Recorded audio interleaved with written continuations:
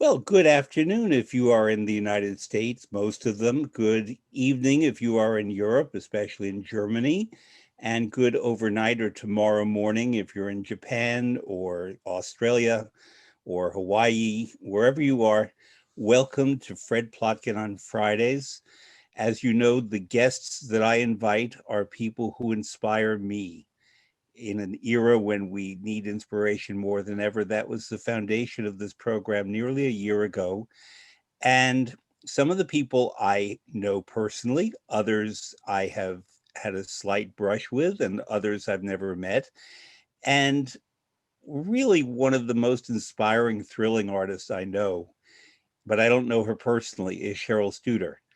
And we've been in communication for months to make this happen. And I'm thrilled to welcome the soprano, the teacher, the icon. I can say that because it's been said to me about you, so I'm quoting other people.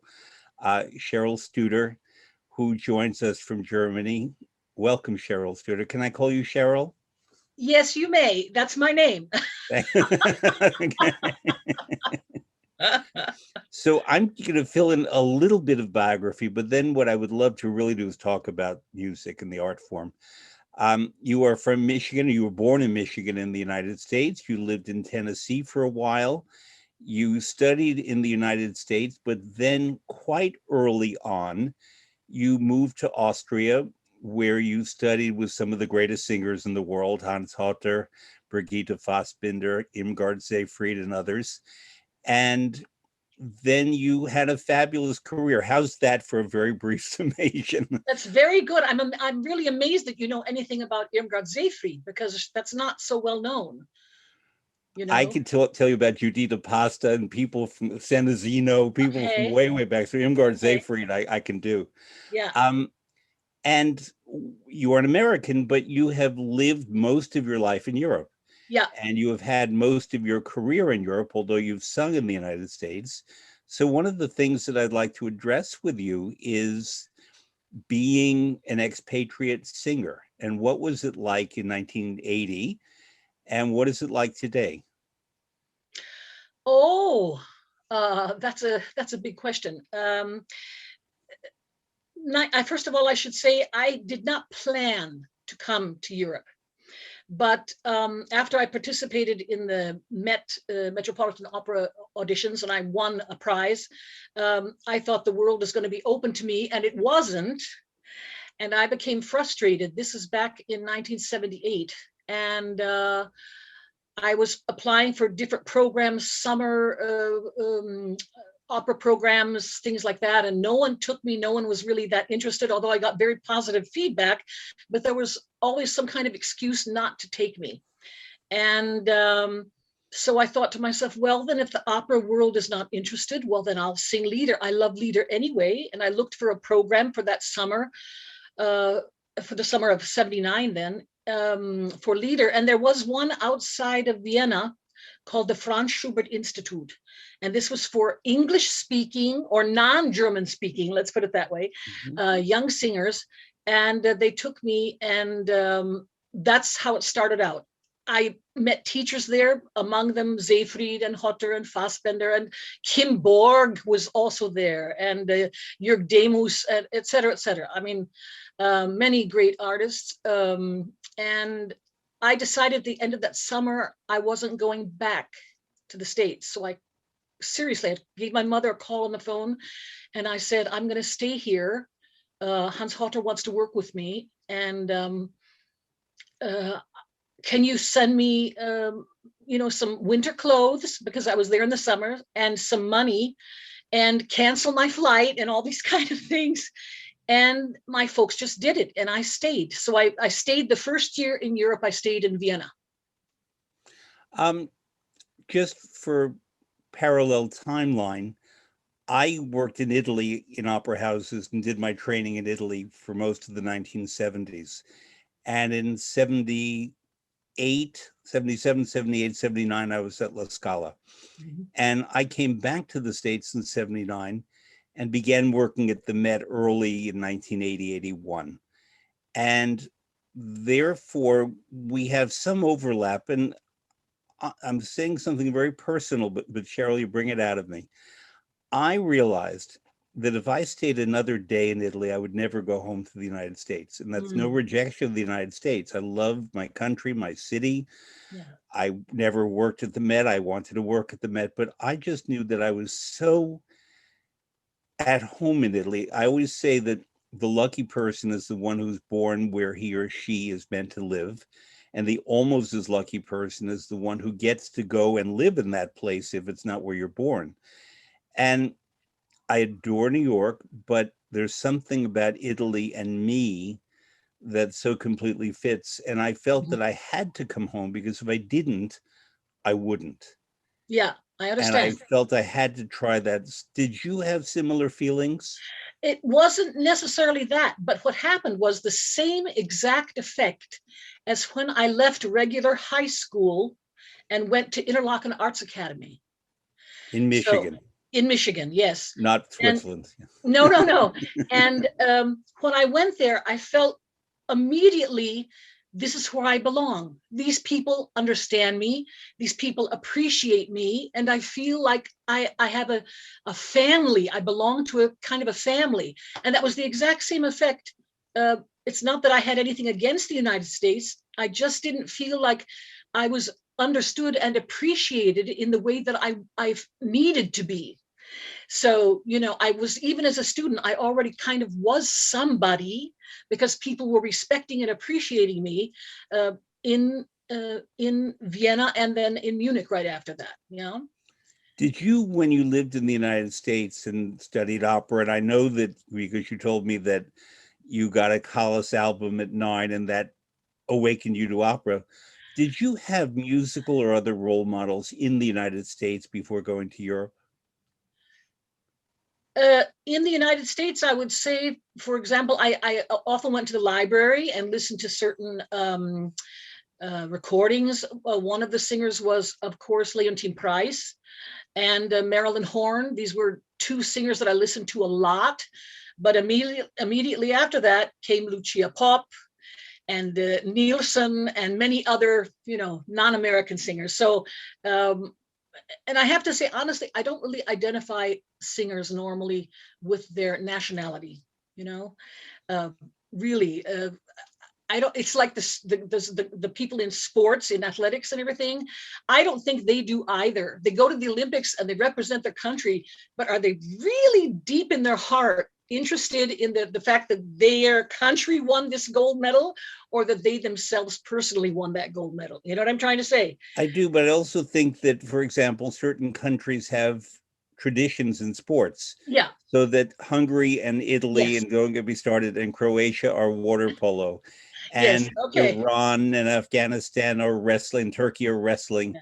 and long distance running is Ethiopia, Right.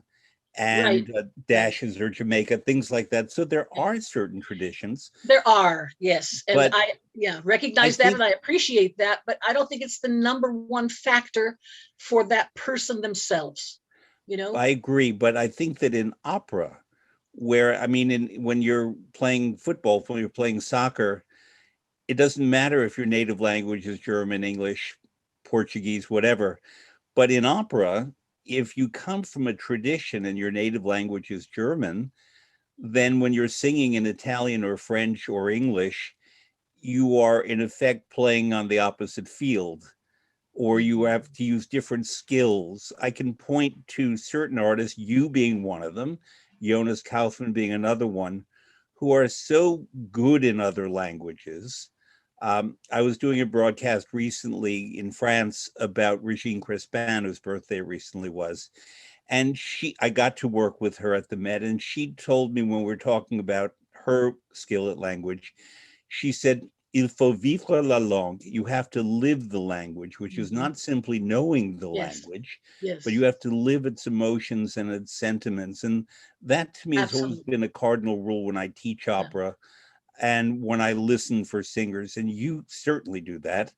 And Kaufman does that. And it brings a whole other level of Yeah. engagement Yeah. that singers who, even if they're fluent in a language, but they don't live the language, you don't feel that in their performances. Yeah. So This is also another example is Guetta, for example. This is one of the things yes, that I have always appreciated so much about Guetta. The incredible technique. He's really one of the best technicians, but also that his feeling at home with every language. I mean, his German operetta repertoire is spectacular, just as well as he's my favorite Duca di Mantua, for example. And that's like an amazing thing. A non-Italian singing Duca, and you think it's an Italian, and you did it with Pavarotti, so that's saying something. well, yeah. um, no, I asked because at a key moment in your young life, you came under the spell of the German language artistic world, which is to say Austria, Germany especially. Yeah. And it's a fantastic, wonderful world that I love. And I love the seriousness. I love the degree to which the audiences are very knowledgeable and very devoted. I love the degree to which the government support the arts. All of these things speak very well of that. But in German, they often refer to certain performers as a Künstler or a Künstlerin, an artist. Mm-hmm. And I use that word very carefully because in my managerial role, we refer to everyone as the artist in the company. Mm-hmm. But I would say that there are many, many singers, but there are not that many artists. And you're an artist. You're on my list of artists, just so you know. But some of the people you name, like Guetta, is certainly an artist. Nicolai Guetta, we should say his full name. And these people, I would say Regine Crispin absolutely was an artist. These people, Waltraud Meyer, I'm going to start naming people, but Yeah, go I ahead. think I think my first question regarding that is about you and coming under the spell of that outlook. How did that affect your approach to your work?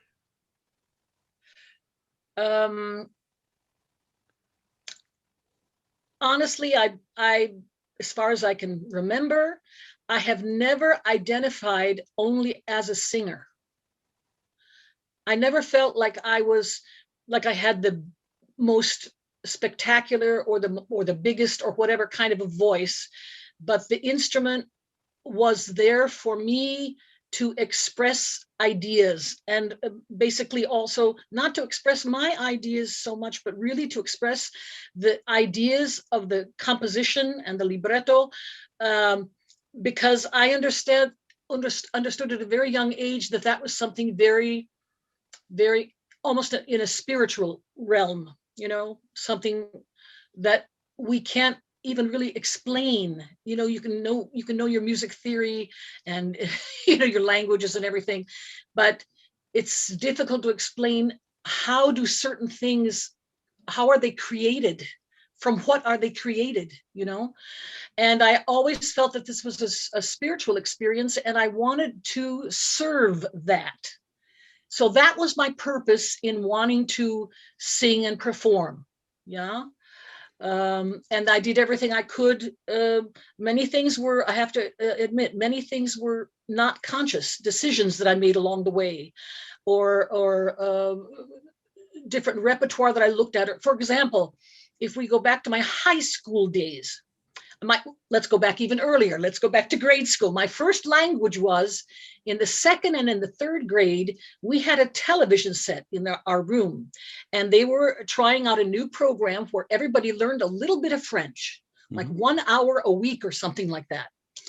And just that opened up a whole new world for me. I realized, oh my God, you can say a word and it's like, let's say like a feather, and in another language, it's a different word.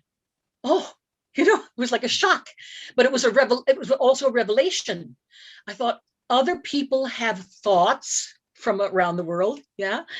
And they have languages. I mean, it was sort of like, a missionary who goes into Africa or something, and you say, well, they don't have a language. They just do oogie boogie.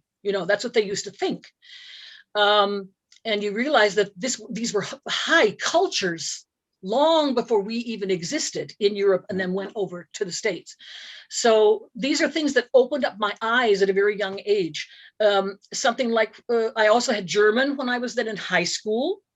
I couldn't speak it, but I had some German, so I had a feeling for it. By the way, I got my DNA back the end of last year, and I'm 58% German Swiss. So there's a lot of German blood, I guess you could call it, in there. And the rest of it is mostly English and Scottish, etc. But I think that's part of it. I think that's part of it, that there is something in my background that affiliated more easily with the German language. Yeah, more immediately, let's put it that way. So in high school, I decided, don't ask me why, I knew that the Wesendonck-Lieder existed, and I just decided to do a translation out of the blue. Now, what made me, what inspired me to do that, I cannot tell you. I knew they existed, and I thought they were really great. I'd listened to them, and I thought, well, I'd like to know what they're about, so I'm going to translate those. So I did that for my German class. Just little steps like that along the way that brought me into a different kind of thinking. I guess some would say it's sort of thinking out of the box. So I wasn't in just my English and my American kind of, spot, but I was being opened. I can't say if it was from outside only or if it was also from inside. I was being opened up to other ideas and cultures, especially. Since you raised the Wesendonck-Lieder, I'm going to go there further with you because no one else I've spoken to has raised them. Matilda Wesendonck was a patron in Zurich, and I believe her husband's name was Otto, and they were very, very wealthy. And they had a villa outside of Zurich that I visited, and Wagner lived there. In 2013, I spent a year walking in the footsteps of Wagner and Verdi, going to all the places they went to, because that was the bicentennial of their birth. And I wrote a lot about both men that year, and Benjamin Britten, whose centennial it was. And we know that Wagner had a great affection for Matilda. We don't know if they actually had a physical relationship. I would guess yes, but that's just my guess. I don't know. Wagner was married. Comical infatuation can be very, very strong. Okay. Okay. And okay. Yeah. But the thing is, so that raises a question. If a person is performing the Wesendonck-Lieder, which he named for her, and there are influences of Tristan and Isolde and Siegfried and The Ring and in that music, Otto was often away, especially in New York, and making a lot more money. And Wagner, frankly, was abusive of their hospitality and ultimately was sent away. Wagner lived in Zurich because he was in exile from what was then Saxony, because he was a political rabble-rouser. Yes. And he, for example, Lohengrin was written in 1850, but he never got to hear the premiere in Weimar that Liszt conducted. And Wagner didn't hear Lohengrin live for a long time in Germany. And so therefore, Wagner was in exile in Switzerland, a very comfortable one. And a lot of the time was spent in Lucerne or Zurich. And I mention all this not to show off my knowledge, although I'm proud to have learned this, but because if we know the backstory to music, if there is a backstory, does that change the way you as a performer and I as an audience member should approach that music? It's for me, absolutely. I can immediately mention the 4 last songs from Strauss, so I'm deviating from Wagner a bit, but when I went to visit the Strauss villa, and I was there the whole afternoon, and towards the evening, all of these cows come down from up where they've been grazing, and they come down, and they're huge animals. They're just huge, and they have these big bells on their throats that make a sort of dong, dong, dong. They aren't little ding-a-ling things. They're very heavy, dark sounding.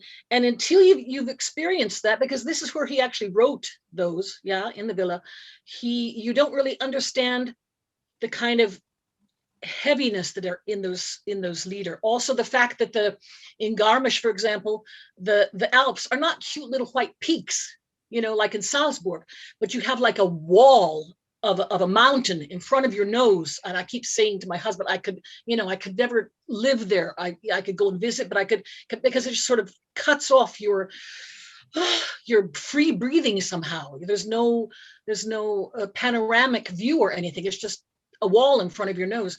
There's a very heavy, it isn't really tragic, but dark feeling there. And so then looking at the four last songs, even though you have this fluttery birds sort of twittering in the first song, etc., there still is a heaviness in there.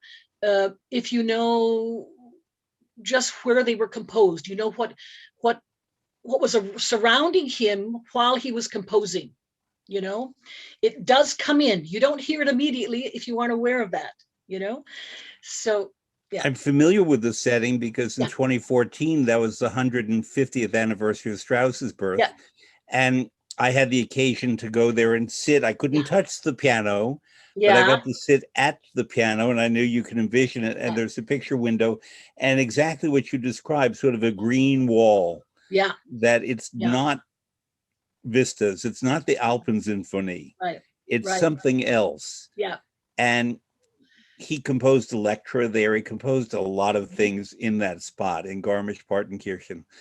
And you know the story, perhaps, and if you know it, I'm going to ask you to tell it. If not, I'll tell it, of when the American soldiers arrived in Garmisch-Partenkirchen and he was in the house. Do you know that? I don't know. I'm not sure. There was an American contingent who arrived in Garmisch when Germany was gradually losing the Second World War. And this soldier arrived at the house to take over the house, to requisition the house for the troops. And Strauss said to him, and he spoke some English, "Perhaps you know me, I'm Richard Strauss." And the soldier knew Rosenkavalier, knew Electra, knew Arabella, knew these operas, and was so honored that, in effect, what they did was they let Strauss and Paulina, his wife, just stay there.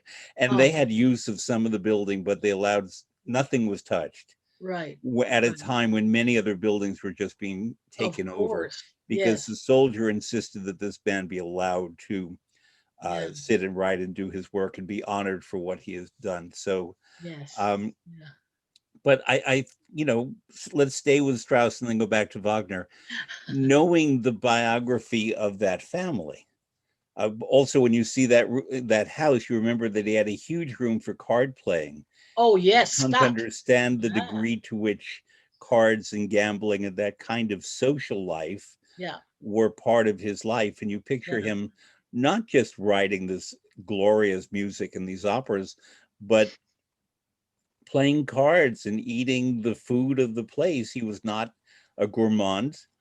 You know, there's certain, Verdi knew his food. Wagner liked when other people gave him food, but Wagner was particular vegetarian at certain times, a meat eater at other times. But Strauss just ate good, basic Bavarian echt food. And it all adds to that. And I think that we who work in this art form live the lives, it's not that we become Strauss or Wagner, we can't, but we understand them and connect to them, not just through the musical compositions, but through the biography, through their choices, through their writings. Who do you connect with among the composers? Oh my, that's a difficult question. Or performers. I don't know if I connect so much with them, or if it's just that I appreciate a kind of feeling that I really get them. I really understand. And this is interesting because we were talking about Wagner, we were talking about Strauss. Both of them belong to that. And then the next amazing jump is to Rossini. Now, I heard you, I didn't know you, we don't know each other, as Semiramide. And on my very short list of favorite operas of all is Semiramide. I've worked in Pesaro a fair amount. And the year that you performed it, I was working on something else, and I heard it was just sublime. is all I can say. It's one of the is it one of the hardest roles and hardest operas? Oh, I don't know, but I would say Rossini is one of the most difficult composers. Mm-hmm. Just as an example, I've given several, of course, what they call gala concerts with orchestra. And I used to always give as repertoire a Rossini, and then something else, Verdi, and then et cetera, going on to Strauss, Wagner, et cetera. And I stopped doing that because I understood that we took about half of the rehearsal time with orchestra only rehearsing the Rossini piece, whatever it was, doesn't matter. Also for orchestras, very, very difficult. It's a very different style, as you well know. I don't have to tell you that. But to actually get the right color and the right kind of Rossini flavor, I guess we can call it, takes practice. It really takes work.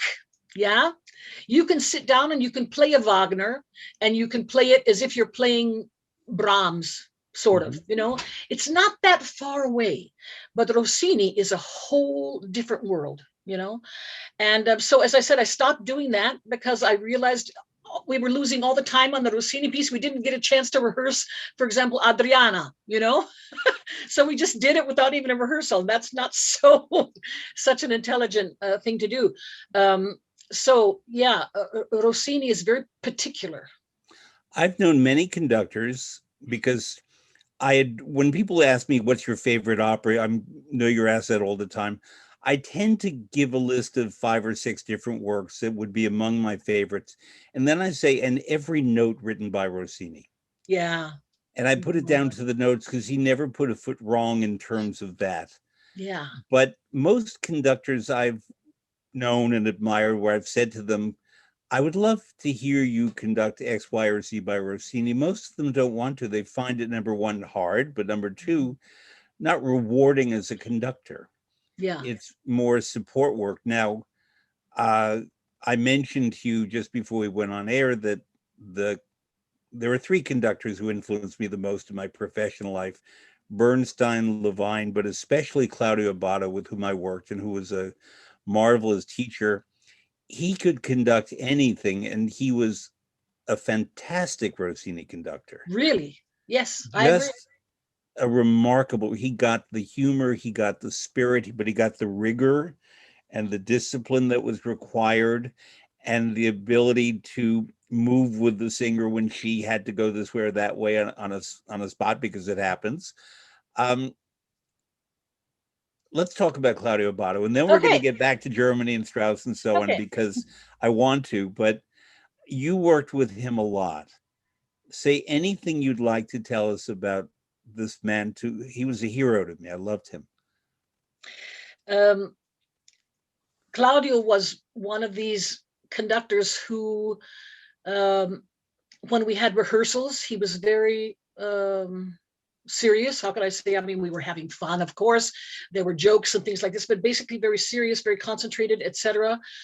And then we would come to the stage and everything would lift a couple of notches. All of a sudden, it would become something more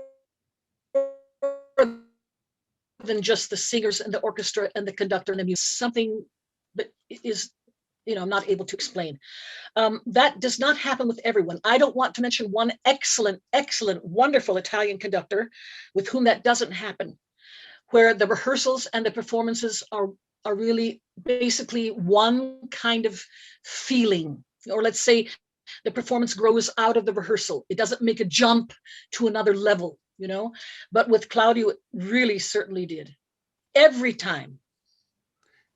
When I think, for example, that the best Wozzeck conducting I've ever heard was Claudio Botto. The best Lohengrin conducting I've ever heard was Claudio Botto. The best Boris Godunov conducting I ever heard among them was Claudio Botto. Almost the entire Italian repertory. I was fortunate, I was the assistant to Giorgio Strehler, to work often in rehearsal with Claudio Botto and learn from him. And he taught such fine details, not just to the singers, but to the stage directors. One of them being where the artist, in this case Morella Freni, was on the stage Mhm. relates to the degree to which he would conduct a little faster, a little slower. And we're talking about fractions of a second to have her voice, his orchestra, and the audience all in the moment. And it was Right. completely scientific, but it was never technical. It was inspired. Hmm. And I think that Yeah. it's what you're saying about that lift that would suddenly come. I was fortunate in Pesaro to work on the initial production of Il Viaggio a Reims in 1984 that Luca Ronconi directed and Botto conducted. Hmm. And I believe you subsequently performed in that a Yeah. few years later. Yeah. We had a And couple performances in different cities. Yeah. yeah, and it was extraordinary because we were taking on a work that had been forgotten since 1826 and reconstructed, and an all-star cast came in of Ricciarelli and Lella Kuberli and Samuel Ramey and Ruggero Raimondi and on and on and on. Great, great, great artists. And later Montreux Caballé came in, and all these people wanted to sing in this opera production.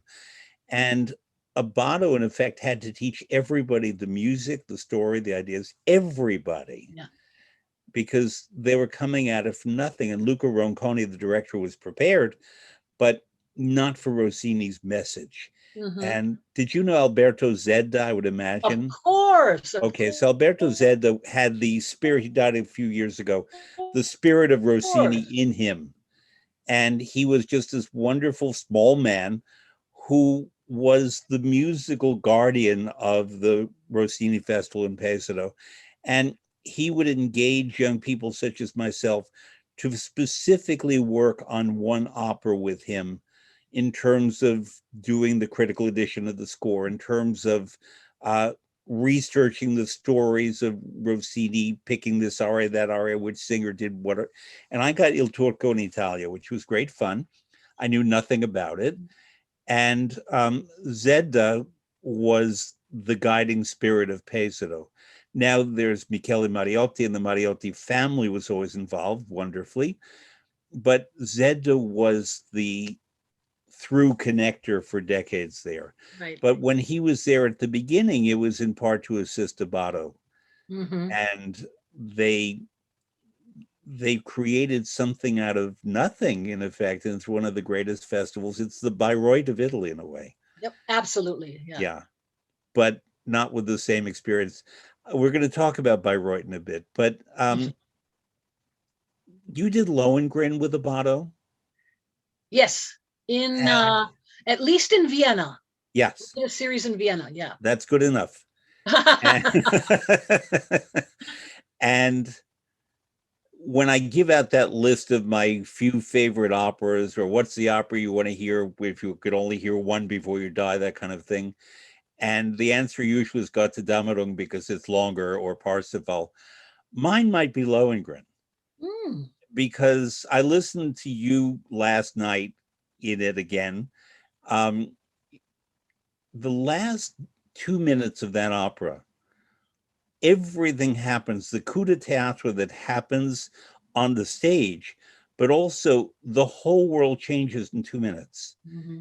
And you captured all of that as Elsa, Mm. where her brother Gottfried comes back from being a swan, Lohengrin disappears, Ortrud probably goes on to do other evil things, but we don't see that yet.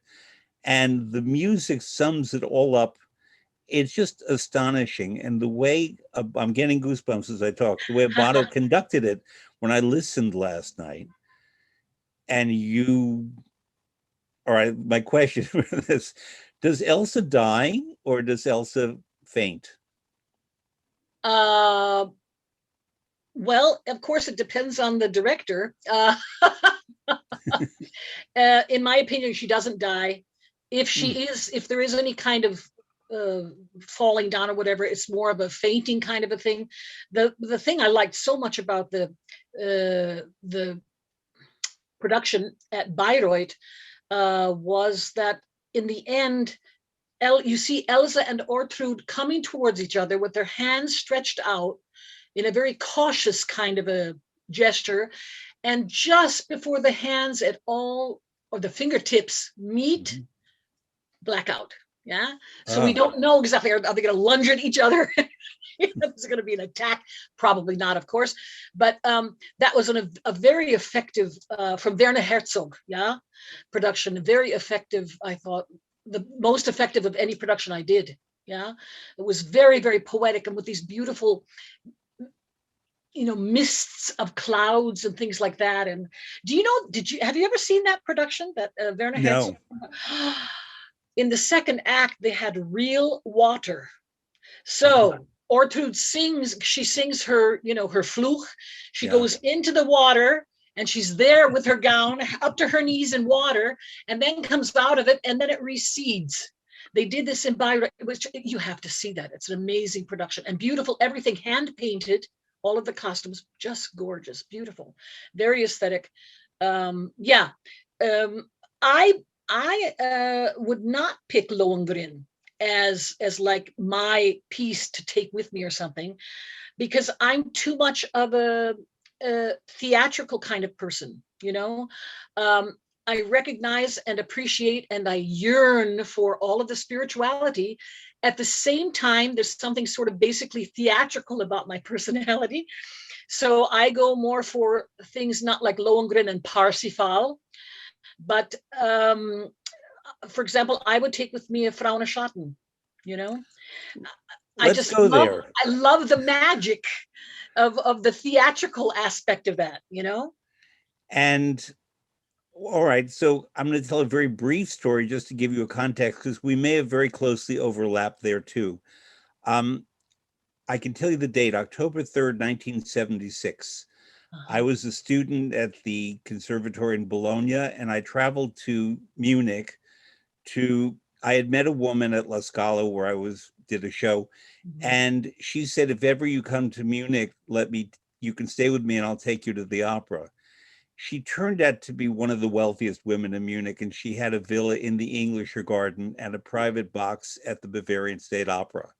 And October 3rd, 1976 was not just Oktoberfest, it was also the national election between Helmut Schmidt and Franz Josef Strauss, who was from Bavaria.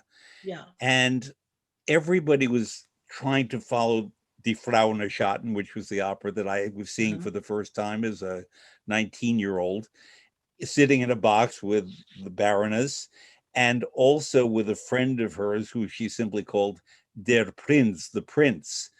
And I later learned that he was pro Schmidt and she was pro Strauss. Franz Josef, not Richard. Yeah. And they agreed not to talk about politics. And they had an ante room, and they set up food and buffets and cakes. And there I was, this kid in a corduroy jacket from Bologna, and being seen in this box on this momentous day. And they said to me that the opera is called Die Frauen Schatten, the woman without a shadow. And you won't understand it, so just listen. And it was Carl Berman, Birgit Nielsen, and Leonie Rieseneck, and Walter Berry, I believe, and I'm sorry, not Walter Berry, Dietrich Fischer-Dieskau, and James King. And the reason I know it was Dietrich Fischer-Dieskau was at the first intermission, he came to the box to greet the Baroness and their prince and have a little food. And he came in there and he looked at me and he said, Freddie, what are you doing in Munich? Because I grew up in a musical family in New York. He was a family friend. And suddenly the Baroness and the Prince were sort of startled that Dietrich Fischer-Dieskau knew me in this particular way. And after the performance, the cast came up, including Birgit Nielsen, whom I had never met. So to me, it was like being Cinderella at the Bavarian State Opera. And I mention this because we associate opera going not only with the music and the performers, but everything surrounding. And that to me is the gold standard of that kind of experience for me. But I remember the ovations in the audience, the thunderous, the foot stamping, the cheering, the theater rocking from these ovations. And while I didn't understand the opera, I had a long way to go to master German opera at all. and that was a tough one. But you are not the first artist to say to me that it's the opera. That What is it about Die Frau nach Schatten? um, it is full with various motifs, you know, like a Wagner would be. But how can I say it? It's a combination of the rhythmic and harmonic composition. So it isn't only harmonic, it isn't only rhythmic, but it's this combination of everything. And the story itself, it kind of has a sparkle in it. You know, it kind of sparkles somehow. And of course, the Kaiserin sparkles the most as this sort of, we call her like a light figure. Yeah. And I found that also one of the most beautiful roles to sing, not only because it's written so well for the voice, but also the character. She goes through a development. There are many characters who go through lots of development, but I mean, let's look at it. She begins as an animal, and she ends up being more human than all of the other humans. So there's this huge development throughout, and she only sings. You know, this role is a major role, but she only sings 35 minutes. She's on stage almost the whole evening, but she only sings really 35 minutes. And the rest of that time, when she's not singing, she's evolving, you know, and developing and contemplating and feeling. And I mean, it's just it's a beautiful thing for a composer to be able to write something like that, you know. And of course the other roles are very, I mean, the Tenors is a great role. It's not that how can I say, not compared to the Kaiser, and of course the Kaiser is not that can I say important? He's and the other two, you know, the husband and the wife, the dyer and the dyer's wife, etc. Also great roles. I never related to either of them as much as to the Kaiserin, for example, but all great roles. I mean, it's what we call in German a Märchenoper, you know. Yes, fables. A fairy tale opera, yeah. And I just find that very attractive because it's so different than real life, you know, and I really like that. I've heard more than a few scholars and musicologists say that that opera, Die Frau nach Schatten, I won't say was heavily influenced, but draws from Mozart's Die Zauberflöte, the Magic Flute. Sure. Do you have any idea how? Is it the magic? Is it Pamina? And I'd love to know because I don't know. I think it's all of that. I think, for example, I've always said if I ever did a staging for Zauberflöte, for me, Pamina would be the main figure, because if you think about it, she is admitted without any kind of examination. Tamino has to go through these different Prüfungen so that he can be admitted to this society. Pamina doesn't. She's already there. So she's really, for as far as I'm concerned, you know, the middle point. You know, she does maybe a development on her own, but we already from the outset accept her as being something special. In a way, it's just like the Kaiserin, like you said, same kind of like a light figure kind of thing. Also the magical idea of it. I mean, we have a magic flute. I mean, that goes without saying, you know, and we have the glockenspiel, we have the animals and all this sort of, there's just a lot of, it's like a kind of a child's version of Frau nach Schatten.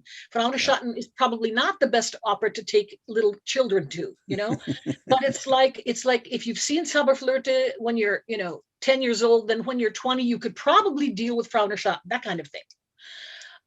Yeah, I think there's a lot of relation, although the basic idea of the, you know, of the coming from these Egyptian symbols, etc., that really doesn't have much to do with Frau nach Schatten. Yeah. Now, I remember that I saw the opera Die Frau nach Schatten in its famous production in New York at the Met with Leonie Rieseneck, all kinds of wonderful people, but there's a character in the opera, the nurse, the Amen.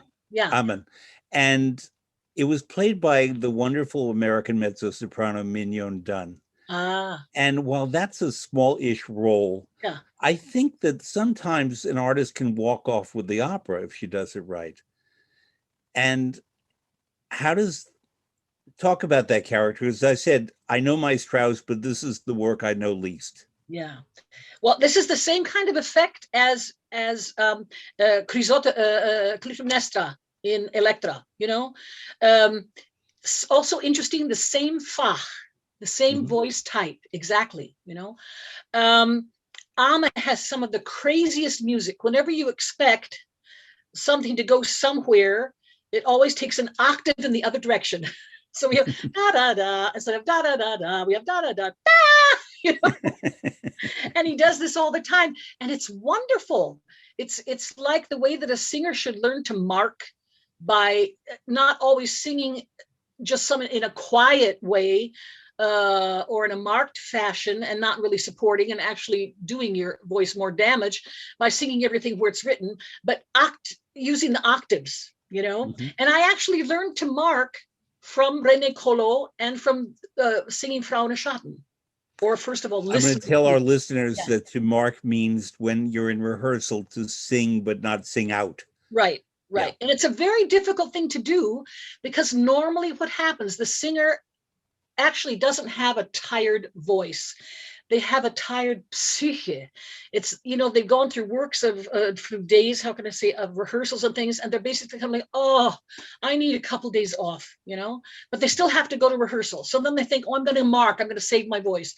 And what you do is you end up actually damaging the voice because you end up saving energy. And what you need to do is have the energy and just not use the voice quite as much. Anyway, so this using the octave idea is very helpful for the singers for you know, rehearsals. But as I said, I learned that from Collot because he did that all. He was an expert in that, and René Collot, and also listening to the role of, or listening to Frauen Schatten, especially the role of the Kaiserin, yeah, and the Ame, of course, yeah.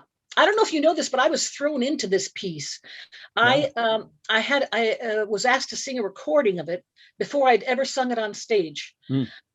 And the thing was that they had offered this role, the recording, to a very famous soprano who, for whatever reasons, didn't do it, turned it down. And then they approached me and I said, okay, I'll do it. It's like, I'll do anything. Okay. So, and I actually sang the recordings of that. I think it was in January or February. That must have been 87 or 88, something like that. And then in the summer at the festival, I sang the role. And this, of course, was what we call a Wiederaufnahme. So it wasn't a new production, but it was one that they had. Revival. Yeah, a revival. There were no rehearsals on stage. Only, you know, rehearsal stage. I'm the only one who didn't really know what he was doing. Everybody else was already had sung the roles, you know, many times. And anyway, so I was basically thrown into that, but it was the most exhilarating experience I ever had. And I think it actually turned out pretty well, you know. I mean, I was so enthusiastic about it, and it wasn't just about singing a big role or something, but it was this particular role gave me a kind of yeah, what can I say? The feeling was like, this is where I should be. This is my role. I belong with this role, or I belong in this stage, or almost I belong with these other artists. You know, it just gave me a kind of a boost in a way. Up to then, I've sung all sorts of, you know, roles, also smaller, larger roles. My first experience actually with Frauen Schatten was singing as the Falke. Yeah, from the orchestra pit, while Dieskau and Nielsen, etc., were on stage. You understand? So I was sitting here next to Sawallisch, between Sawallisch and the first viola here, scrunched down at Sawallisch's feet, and then I stand up to sing this little couple of phrases, you know. Anyway, that was the very first experience. And the next experience, as I said, was this singing or performing the recording, the recording, and then basically with almost no rehearsal going on stage with a role like that. You know, of course, as I said, it's not a big singing role. It's only 35 minutes, but she's on stage all the time.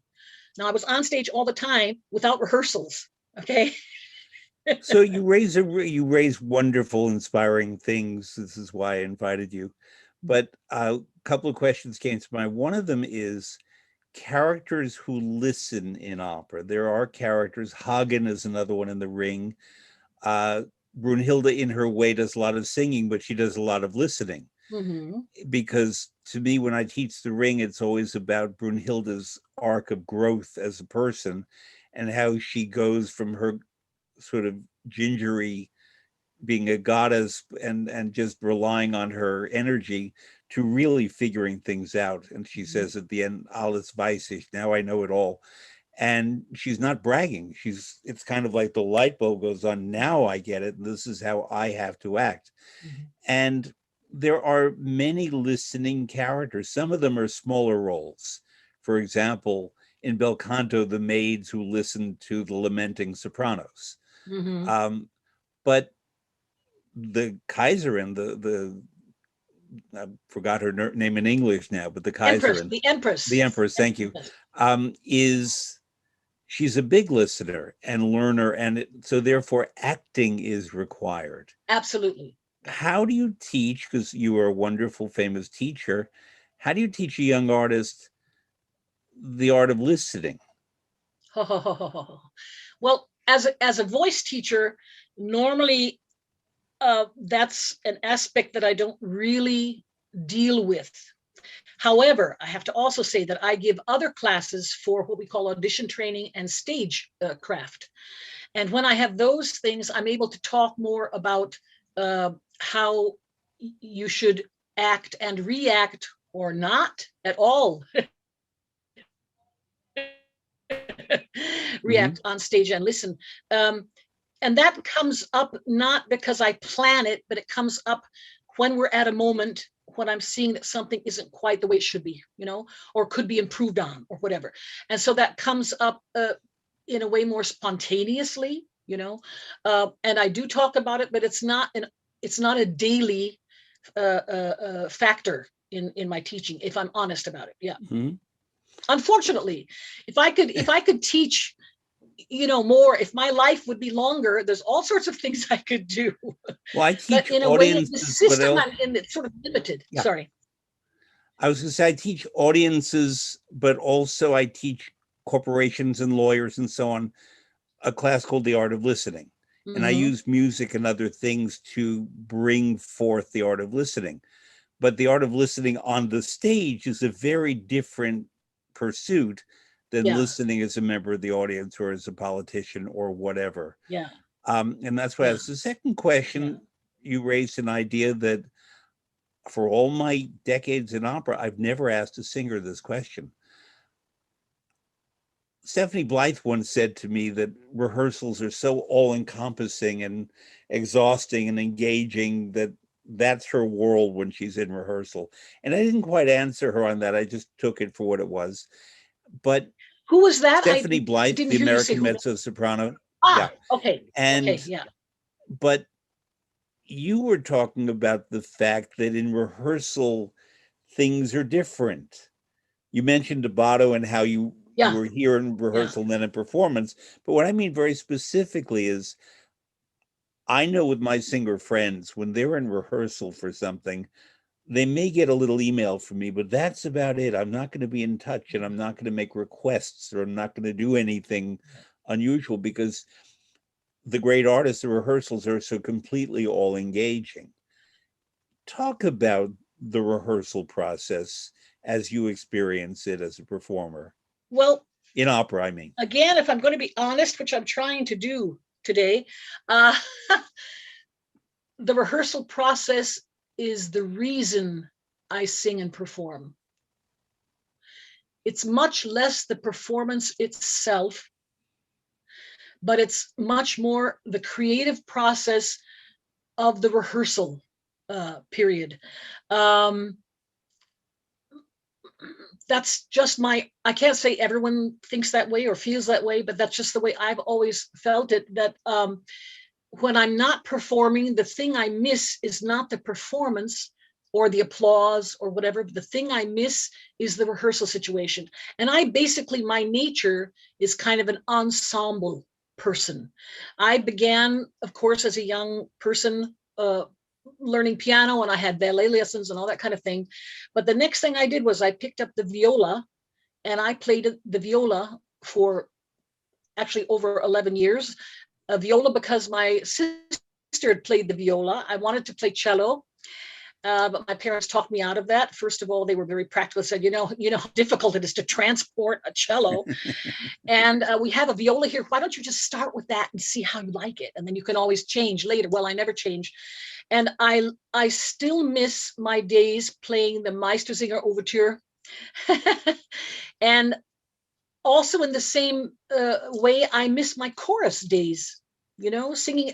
I sang in all of the choruses that existed in my high school years, everything from the big chorus down to the chorale, which was I think only 32, and then we had a 16 voice, and then we had an 8-voice octet, we had a quartet, et cetera, et cetera. I was in all of those ensembles. I love ensemble work. And of course, when you're on stage performing, it's a kind of ensemble, but it doesn't have so much to do with your person as it does to do with the character you're acting or portraying.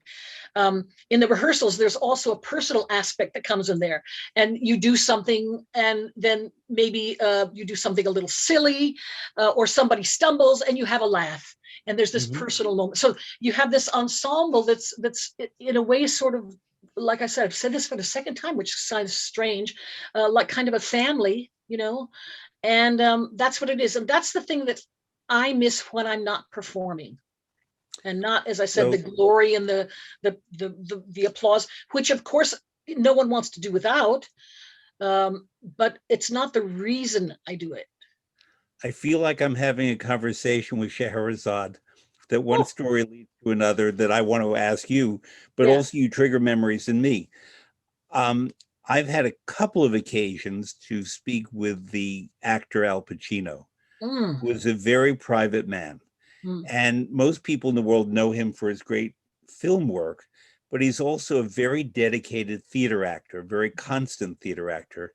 And he famously will rehearse a production, a play, for months and years, and bring it into rehearsal and then take it out of rehearsal. And I guess he can finance that. But with Richard III and with the Oscar Wilde play Salome, and where he keeps digging into a work. He did that with Bertolt Brecht. And sometimes he will take it in front of an audience for a couple of weeks and then remove it and work on it some more because of what he experiences in that. I get that. It's thrilling if you're working with good colleagues, but the question that you triggered in me is something I've experienced with so many singer colleagues, musician colleagues, but especially singer, that they form these families in the productions that they're in, and then they have to break up with their families, those families, or in the case of Joan Sutherland and Richard Bonning, they get eager to get on the road again. And I remember working with them many, many times. I adored them. That by the end of the run, you could just tell that they were itching to pack their bags, not necessarily to go home to Switzerland, but to get to the next show, whether it was London or Vancouver or Sydney, wherever they were going. But other artists are bereft by the end of a run, say, of 6 weeks of a production, because these very deep bonds that they've formed, especially in collaborative operas like Don Giovanni and Le Nozze di Figaro, where there's so much interaction, that they have withdrawal problems and they become very depressed, or they long for that production family. Have you experienced that? Well, the thing is that very often the singers meet up again. Maybe not the same roles, but the same, I mean, how many different productions have I done with Raimondi, for example?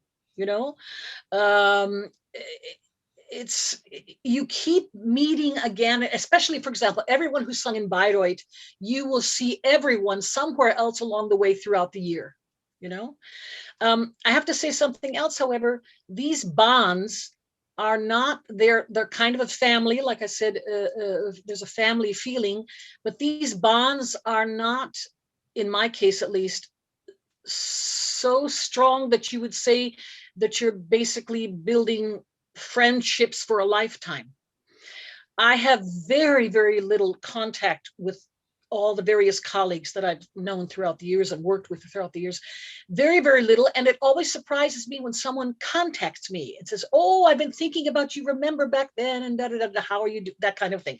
It happens, but it's still a rare thing. So my feeling is that very many of us, we have a kind of a closeness which just goes to a certain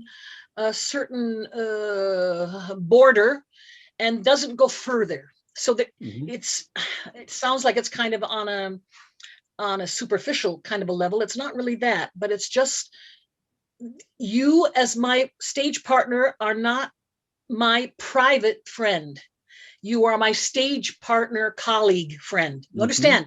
And these borders are somehow very, very clear. They aren't spoken, but they're very clear. And that's the way I always experienced. I have to say, though, I'm kind of a loner anyway. I'm not a big society butterfly.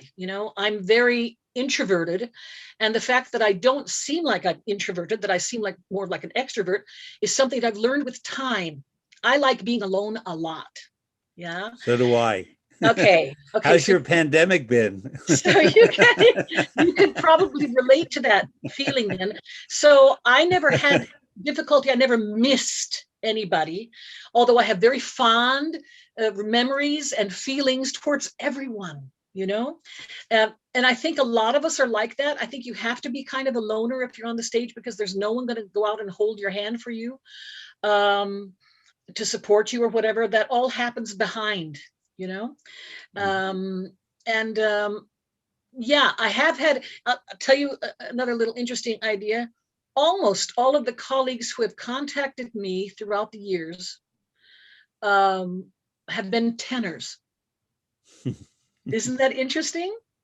So there's something about the tenor that has a soft heart, that feels the need to reconnect, and I find that very lovely. I find that very nice. Yeah. Are you able to distinguish if they've been tenors in the Italian repertory, the German repertory, or all tenors just as a character? All tenors. Okay. All tenors. Yeah. Yeah. Yeah. Let's go to Bayreuth now. Okay. I just want to preface one thing, that I'm asking you questions, not because I want to know just about Cheryl Studer, but right now in the United States, San Francisco Opera has been streaming its Ring every Saturday, this wonderful Ring they did in 2018. And I ran their Ring Symposium at the time, and I love this production.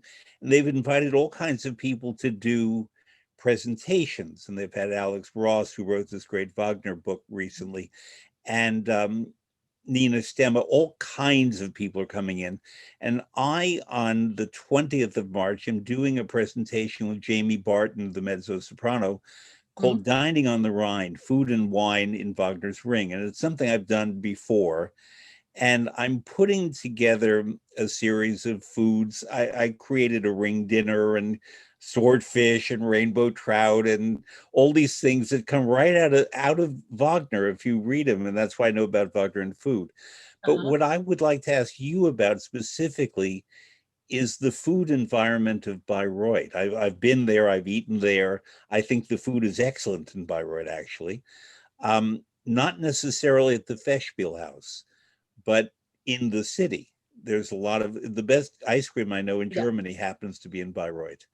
And that's saying something. One of my favorite meals are these, the Semmelknödel. Yeah. Yeah, with Rahmsoße and Pilze, chanterelle, I think we call them. Yeah, those kind of mushrooms. This I find just glorious. I love that. I'm writing it down. Yeah. With the cream sauce. Yeah. And Pilz and chanterelle. Yeah. Why not? Oh, I love that. But let's talk about, in your experience, but also singers. Do you eat before a performance, after a performance? In the case of Wagner or Richard Strauss, where they're often very long, do you have to dose sustenance in a certain way? I never found it disturbing to eat and sing.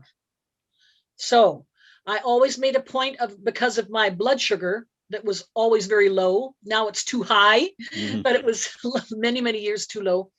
And I always felt that I needed to eat something a few hours before the performance. So let's say if we have a performance beginning like at 7:30, 7:30, whatever like that, I would eat around 4 or 5.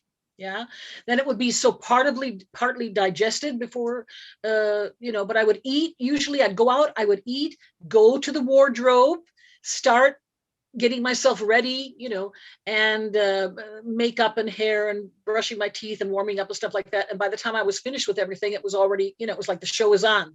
So that's usually the way I did that. I did not like eating lunch at 12 or 1 o'clock and then nothing more until after the show.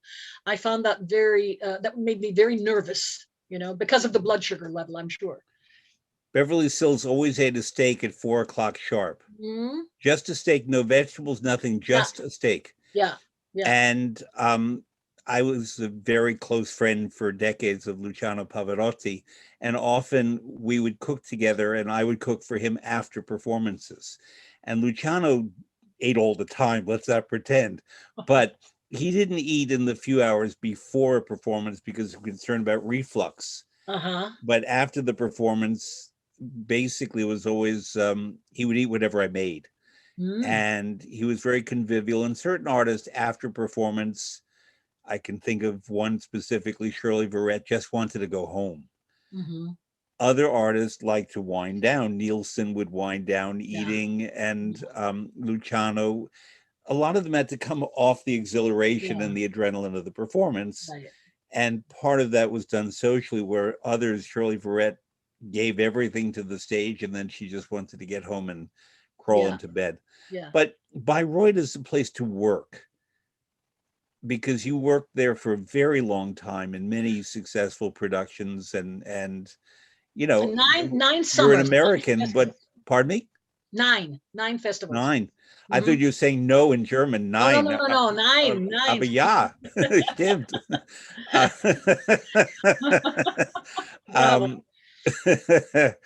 But you are an American, and certainly Americans have performed at Bayreuth, and a lot of English and Welsh people specifically. So that's not that unusual. However, it is its own specific environment, because Wagner, for the people who don't know, when he was planning his Ring cycle, felt that he had to build a theater that could present the technical aspects of the Ring and also the acoustical issues that he wanted. And then as he prepared Parsifal, his last opera, he basically composed Parsifal to be presented only in the Festspielhaus on what's called the Green Hill. And there is an old, very beautiful opera house in the Margravian, I think it's called, in Bayreuth. That's a gorgeous opera house. The Festspielhaus is built more to his specifications for art rather than the beauty of the theater. I've never asked a singer this. When you're on the stage, what does the theater sound like to you? It's very different than any other acoustic in the entire world. And it is a little difficult until you get used to it, because normally you want to be with the orchestra, the sound coming with the orchestra, going to the audience, to the ears. Now, what happens in Bayreuth, the sound goes up, stops, goes back, and then goes out. So there's a slight delay. So I'm usually a singer who's more ahead of the beat, and I had to really control myself to not be ahead and in a way pushing too much, but to relax and to let myself react more to the sound that was already arriving from the orchestra instead of what was being produced, because there is a slight delay. In the end, it sort of molds beautifully with the air, because there's something kind of, I don't know, it's like a filter. The sound is kind of filtered through the air there, but it also, of course, it has to do with this going up and going out. And the orchestra pit, let's call it a pit for lack of a better term, the orchestra is submerged, but do you see the conductor from the stage? Yeah. You do? Yeah. but you Yeah. don't see any heads of the orchestra. You don't see the light of the music stands. It depends on how far downstage you are. Further downstage, you will see some heads, and you will see a little bit of a golden kind of a glow from the light. But basically, you don't really see. Basically, you only see the conductor. Yeah. I should tell listeners that the auditorium has no middle aisle. So Ah. one exits on the sides only. And Yes. if you are seated in the middle and it's the intermission, you need the restroom or you want food, it's hard to get out of there. The seats are not designed for comfort, they're designed for acoustics. Yeah. There is quite a dress code there, although occasionally people come in t-shirts and jeans, which I have no issue with. But I can tell you that I've always gone rather dressed up with a closed collar and a tie, although I wear a shirt that hangs away so the Ah. air can come out because there's no Yeah. air conditioning. Yeah. Women, the dress code for women in Bayreuth is very interesting because they tend to wear plunging necklines. Famously, Angela Merkel, the Chancellor of Yes. Germany, Yes. who in her daily wear is dressed in a rather sober way. But when you see Angela Merkel in Bayreuth, it's a whole other look. It's very movie star Yeah. Yeah. Yeah. or Bavarian barmaid because she really is very exposed. And the opera going experience there is extraordinary because when you go to Bayreuth, you tend to visit Wagner's home, his grave, perhaps where Liszt is buried, Liszt's house, which was near where Wagner lived. Um, you live the life of that man in all of its complications, but you live it because he built that place. Absolutely. But Verdi did not may I build a say shrine something to else? himself. Yeah. Yeah. May I say something else about that? I think one of the effects of those hour-long intermissions by all of the operas also affects that feel. What do you do an hour long? You go to the bathroom, maybe you drink a wine or water or whatever. What do you do for the rest of the 45 minutes? You start talking to people. People are wandering around. They have this Kneipp Kur thing. Do you know that? Yeah. Up on the, yeah. So people, they go and they do this Kneipp for 10 minutes or whatever, maybe, but you still have a half hour to sort of do something. So people end up talking to each other. Yeah, well, what do you think about? Oh, yeah, well, I saw this last week and that was whatever. All of these conversations are going on, and that makes it very lively. It takes away all of the dust. And I think that actually is something that maybe could be taken on elsewhere. I think that's more than just long intermissions. I think it's an important aspect of the artistic aspect, and I'd like to see that. Maybe not everywhere, maybe it's not appropriate everywhere, but I think that would be something interesting to, or maybe for certain pieces, certain operas or something. I think that's something people should look into, investigate, and mimic. Honestly, yeah. How do you feel about what's done in maybe in Europe, but certainly in certain American companies, especially the opera company in Philadelphia, an excellent company? They often have talkbacks with the audience after performances in which the singers will come out, sometimes the maestro will come out, sometimes the stage directors, sometimes the likes of me comes out to be just sort of a general expert, whatever. And I have seen singers be very willing and able to do this, but I've also looked at them and they are tired. Sure. And the last thing they feel they want to do is, and I'm not criticizing Philadelphia because I think it's a great company and they do this very well, but the singer has to be prepared to do the fourth act, in effect, Yeah. which is what that is. I am not such a fan of that idea, and I'll tell you why. For the basic reason. If there's any magic that has happened in the evening, you destroy it by trying to explain it or take the image of these singers, for example, as the character away from the audience. Because it's wonderful. I really believe in theater magic. I think it's something we go to the theater to experience, something that's different than our everyday life.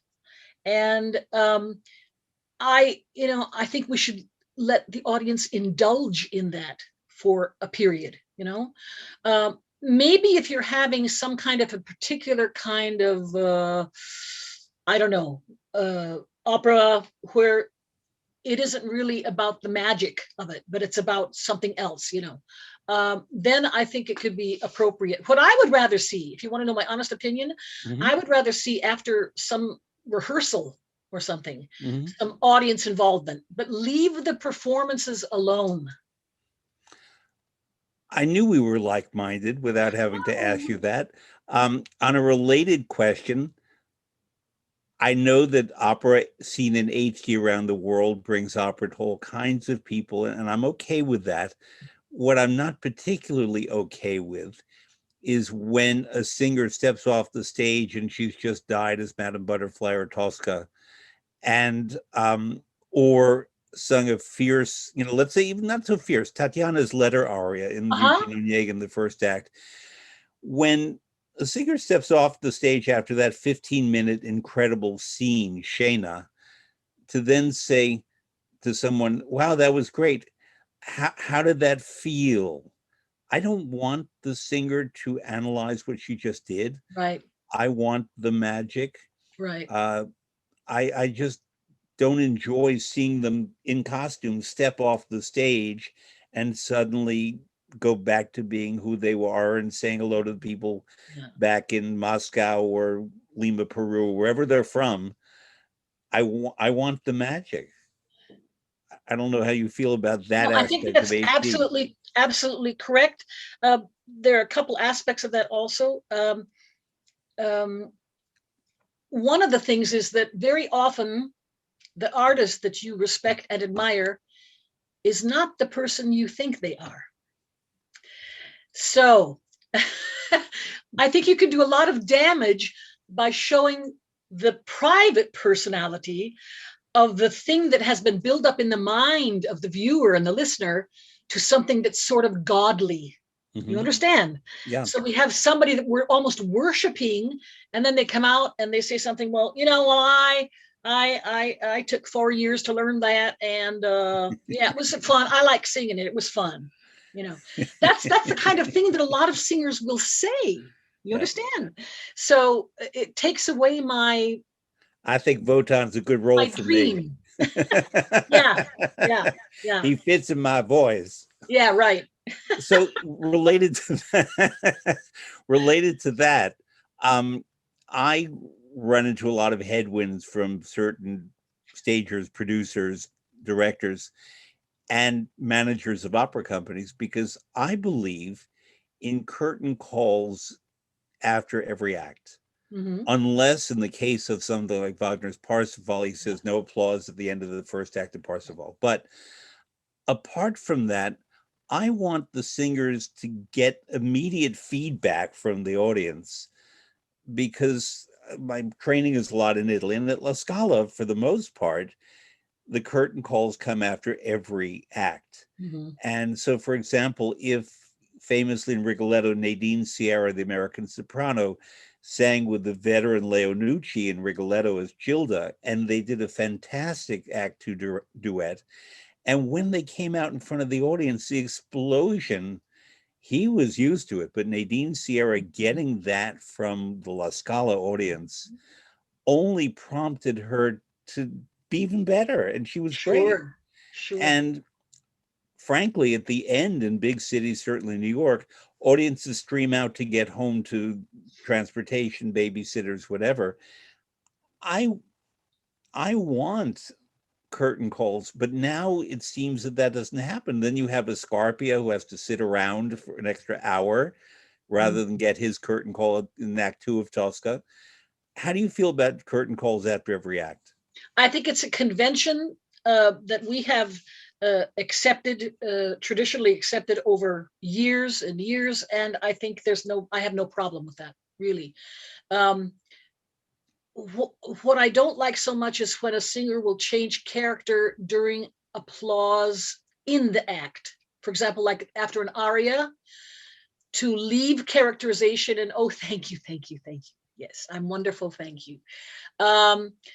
that I really don't like. I've always stayed in, well, it's not about me, but it is also about me. I've always really believed to stay in character, even during stage applause. And then when you come out before the curtain, then you can be your private. You aren't even really private there. You're also acting a role. You're acting the role of the singer, right? But a little bit out of character then, yeah. For the curtain applause, I think that's fine.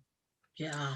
Tatiana Troyanos did some of the best, and Mignon Dunn, actually, we were talking about her before. The two of them did some of the best curtain calls I've ever seen by any artist because they always remained in character. And Mignon Dunn, in addition, would have a curtain call where she somehow would capture the eyes of every member of the audience. Just in 30 seconds, she could do that. Troyanos, if she was Kundry, would come out in a very different way than if she was Octavian or Sesto. And she was always in character. I didn't know that. Yeah. It was thrilling to watch. Yes. I would watch her curtain calls because the degree to which she remained the person she just played on the stage. Now, Cheryl, one day now you and I are going to have to get together, and I'm going to teach you a game that I invented called curtain calls, in which it's like charades for opera lovers, in which I will do the curtain call of a particular artist, and you'll have to say Placido Domingo or Luciano Pavarotti or whoever it was. Oh, how fun. You'd be amazed next time you go to an opera house when we all reopen, watch the curtain calls, especially of the veteran artists. Yeah. And you'll see that they're always recognizable. Yeah. Kiri Takano, unmistakable in her curtain call, very gracious, but very composed. Sutherland, the chin would come up like this. And Horn, very embracing, very warm. All of them. Leontine Price, very noble. All of them. All of them. Now,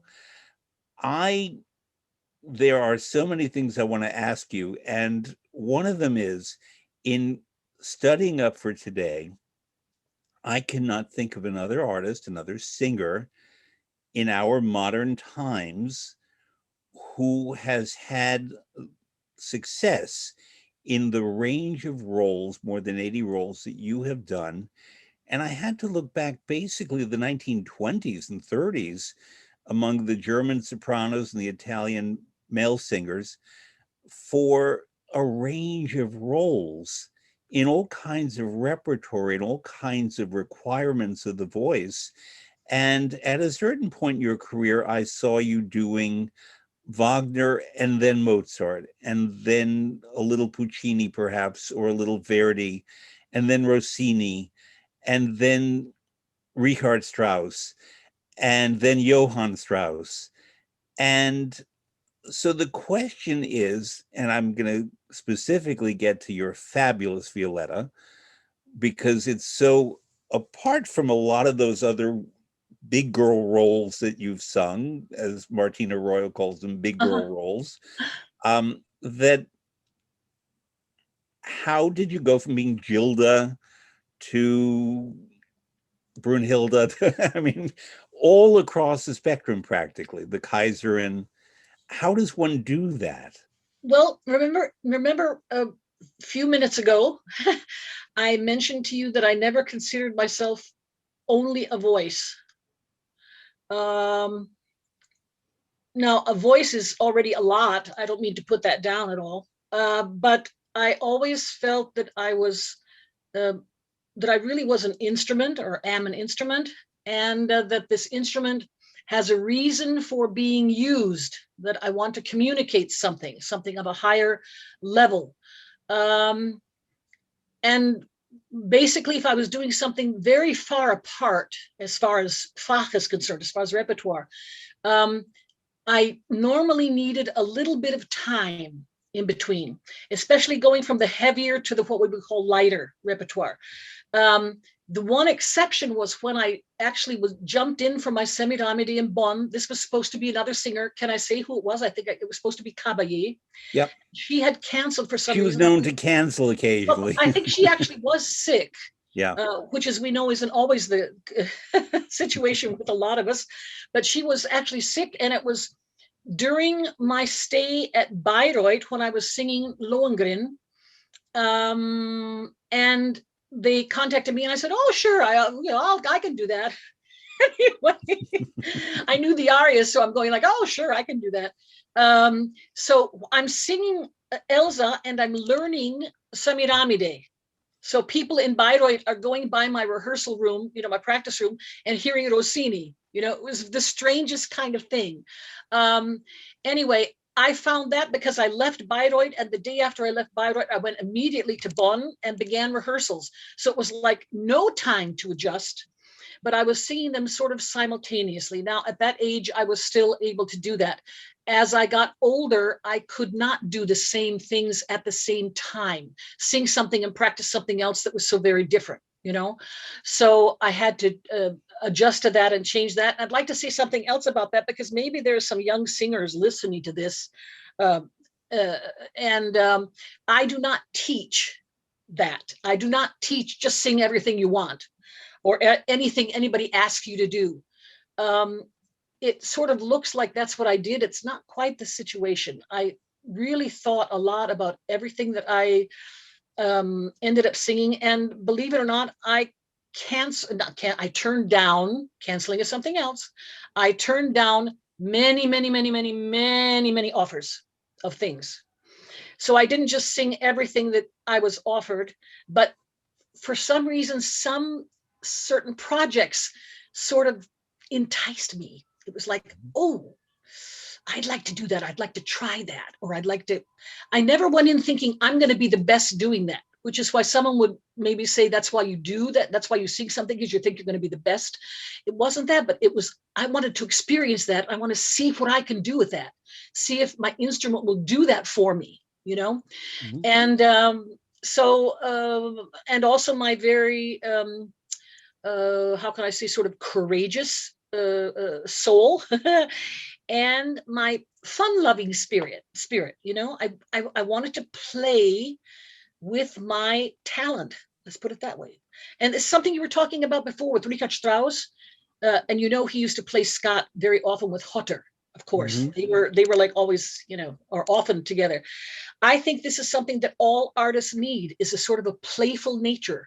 One of the best ways you can learn to sing is, to work with your technique, for example, is to try something this way and then try it the next way. Like I often say to my students, okay, that's not quite the way I would do it. I wouldn't say it's wrong, but there's a better way to do it. Try it the sort of wrong way, and then try it the right way, and then try it wrong again. And then you, in the end, make the decision.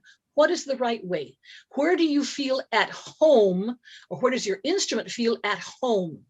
Now, I can't say it is easier, or that it feels necessarily better, or whatever, or maybe it won't even please your ears as well the right way as the wrong way.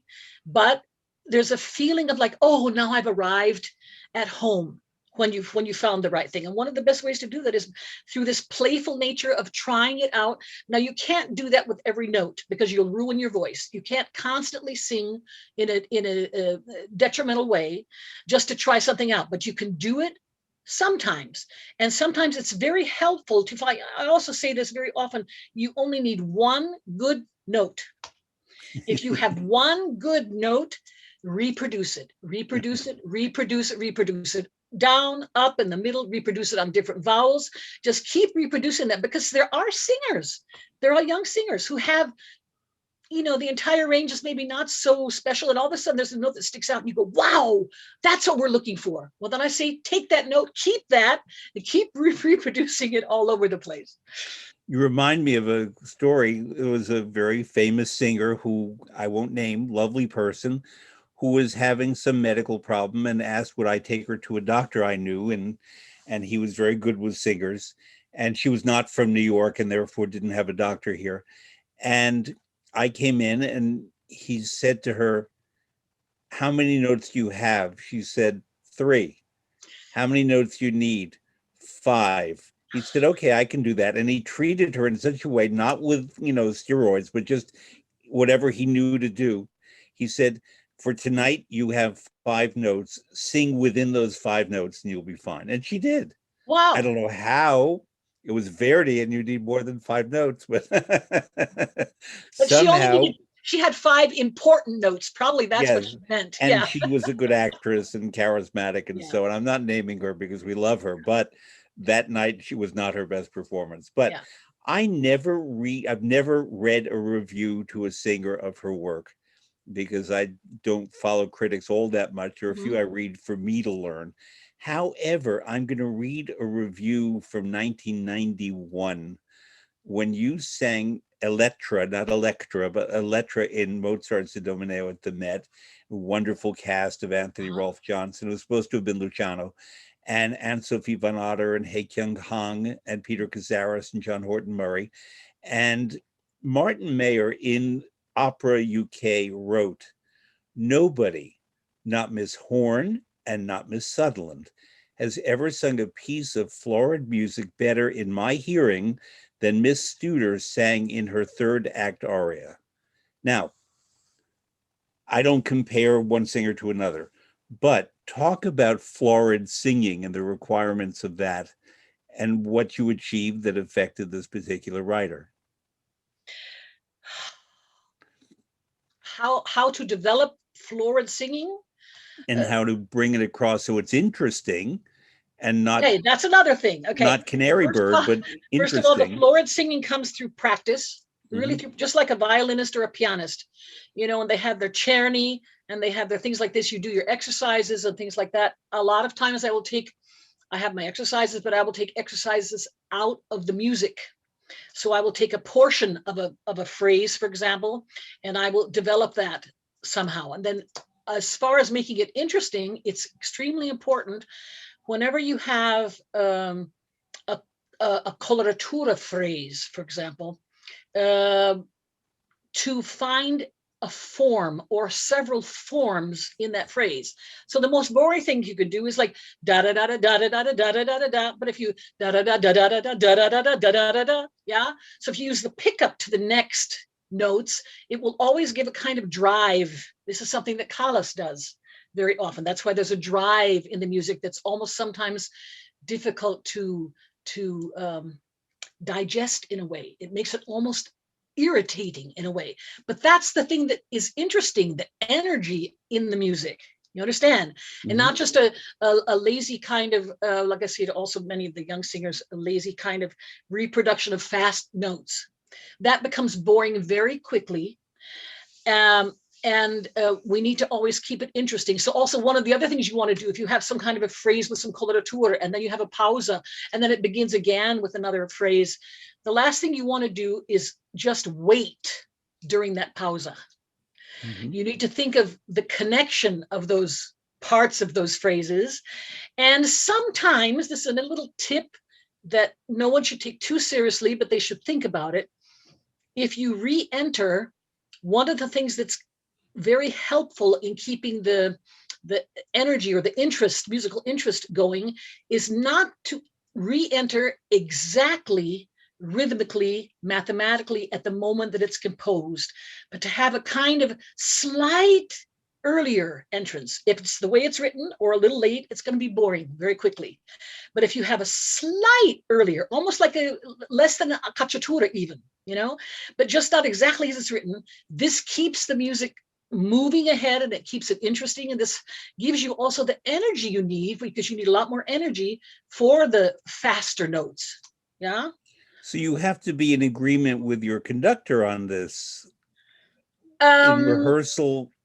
yeah, but it's Yeah. also something that I've never talked to a conductor about. I just Mm-hmm. did it. And the Yeah. conductor had to follow along. Well, no, they keep the tempo. And as I said, it's such a fraction of a moment that you don't even really notice it.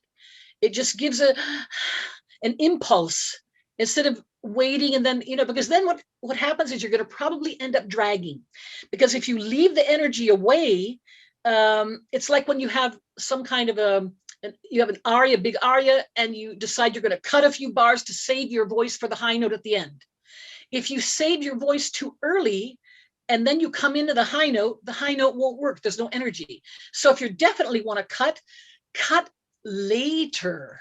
You understand what I'm saying? Mm-hmm. Or actually Sing later, cut earlier. So for example, we have the Sempre Libera, you have the Mio pensiero. That's the way most of them cut. But if you don't sing the first one, and now you sing, understand? That gives you the energy moving up to the higher notes. Yeah. You reminded me of some, as I said, it's like talking to Scheherazade. When I interviewed a few years ago, when the Met did, for the first and only time, Verdi's Attila here in New York, and Riccardo Muti conducted, and Violetta Ormana sang Odabella, which is a role you've sung with Muti, I think, yes? And it's a very tough role, needless to say. And I said to her, and this was in front of a live audience, when you look at Maestro Muti, she said, I don't look at Maestro Muti, he looks at me. And it was a funny line, but it was also telling about the way they work. And that was very instructive to me. Can I say something about that? Because I like your hand gesture so much. When I started singing, it was in Munich, you know that. And almost everything I did was with Maestro Savalas. And the singing was always so easy, and I always felt so comfortable, and I just felt like I just sang, and there were never problems or anything like that. When I left the house, and I did that on my own accord, because they were actually giving me, wanting to give me some heavier roles. I don't even want to say what they were. In the next year, and I thought, oh my God, I don't know what I'm doing. How could I do these roles? I have no idea what I'm doing. I'm a total beginner. So I decided I wanted to go somewhere else and actually learn the trade. So I left on my own accord. When I did leave, first of all, everybody in Munich was very upset at first. Okay, then I did leave. I went to Darmstadt, which is also very, very good house back then. We had very good directors and conductor, etc. And I was working on bigger roles. And then I came back. Munich sort of got over their, their irritation. They asked me to come back and guest in a couple of things. I came back and I was singing with Savalas, and it was easy again. When I'd been in Darmstadt, it wasn't easy. And I came back to Munich to work with Savalas, and it was easy again. And then I started thinking, because before I hadn't thought about it, it was automatically easy. And I'm thinking, what's wrong? What's going on here? What does he do differently that everybody else is not doing? And then I finally discovered it with time. He would give the upbeat for the singers to breathe. He's conducting, and the upbeat would be with the left hand. He would go, and then he would give the stop sign. He would keep conducting, and then he would give the entrance. So because of that, I actually realized that one does not take the breath to sing the next phrase. One takes the breath to get off of the previous phrase. One stops and waits, and all of the muscles of the support system gather in that moment of stopping. Yeah. And then you enter for the next phrase. So you get the right kind of appoggio. You understand? Because if this appoggio meaning support. Exactly. So this stopping before the singing is so extremely important. Also for any young singers listening, or maybe even older singers, this is the way it's done. We don't breathe and then just sing, because the muscles do not have a chance to gather and to build that little cushiony, elastic, buoyant feeling in the body. They will get stiff instead, or they'll go up. The worst thing you can do is a hectic breathing. Anyway, so I learned this idea of singing, which is actually a very basic thing, which no teacher ever mentioned. I learned that from the conductor, but not because he said to do it, but because I analyzed it. I was trying to figure out, why can I sing well with him, and otherwise I'm not singing so well. Yeah. I once asked Renata Scotto in an interview that's online that people can watch, great actress in addition to being great singer, what she learned from stage directors. And Miss Scotto was not shy in her opinions, and she said, absolutely nothing. Everything I learned about performing, I learned from conductors. Yeah.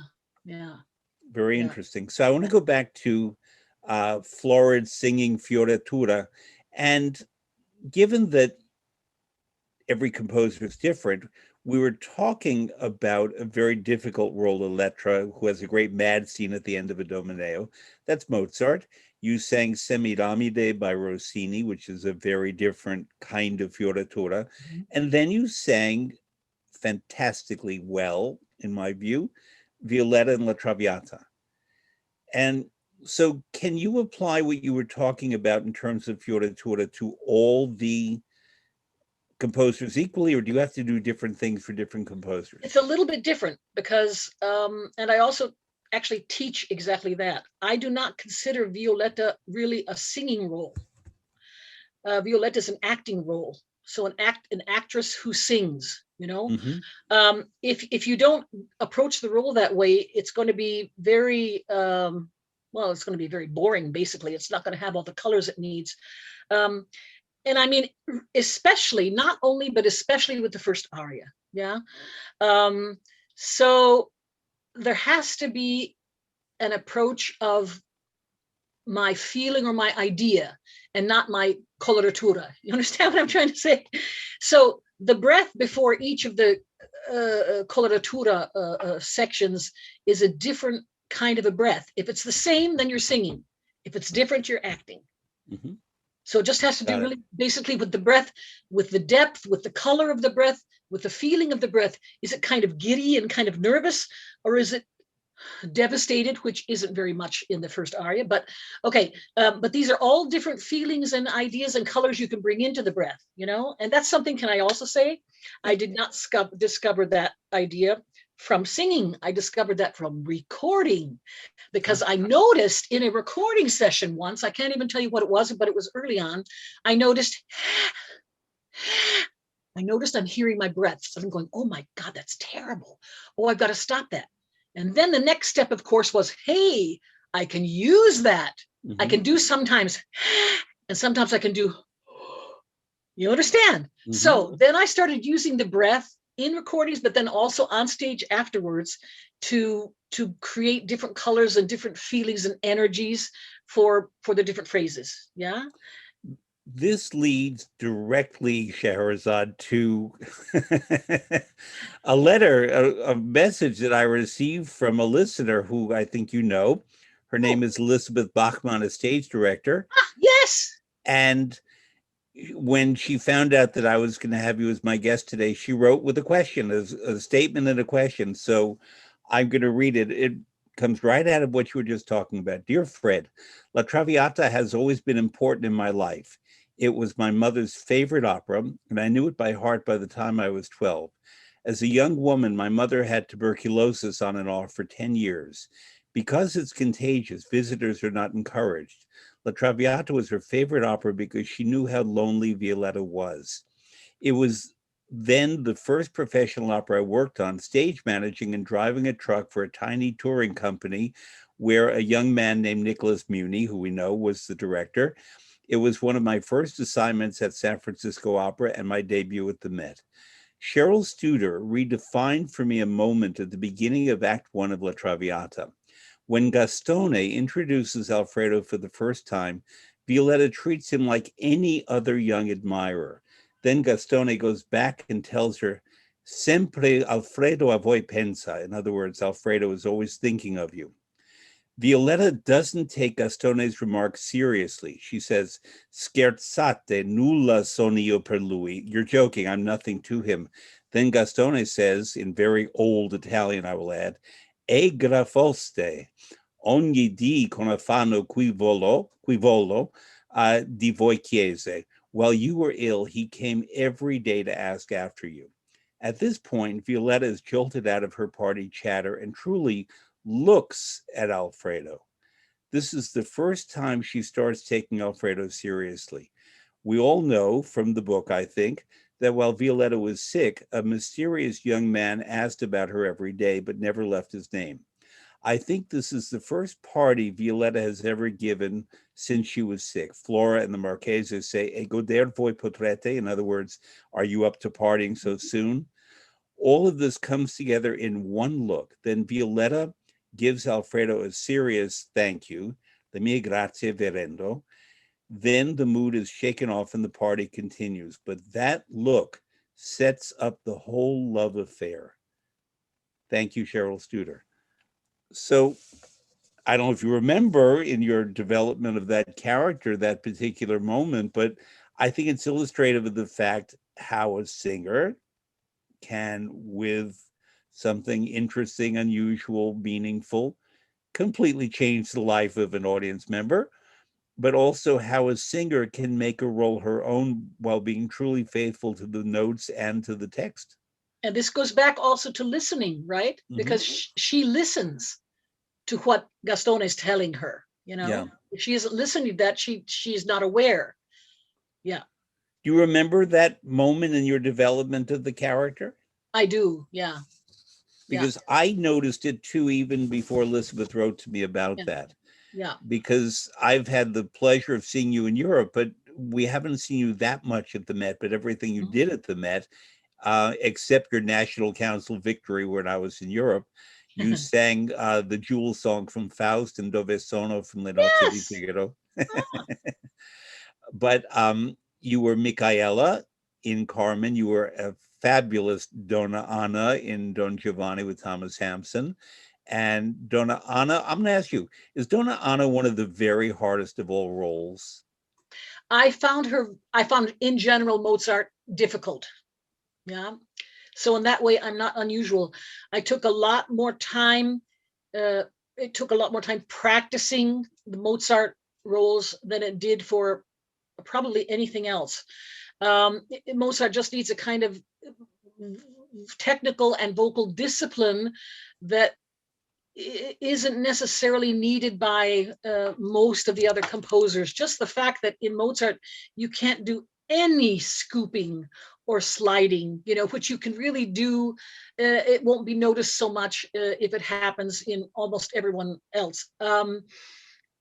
Yeah, I had to practice a lot. I'll be honest with you though, Donna Anna was easier for me, even though difficult, easier than the Contessa in Figaro.